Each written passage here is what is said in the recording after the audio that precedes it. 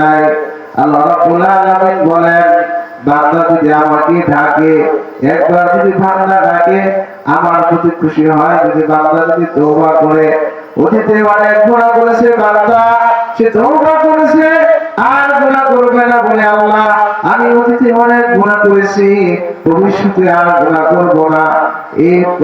বাক্যে যদি আল্লাহ রাব্বুল আলামিনের কাছে তওবা করে, আপনি অতীতে অনেক গুনাহ করেছেন, অনেক পাপ কাজ করেছেন,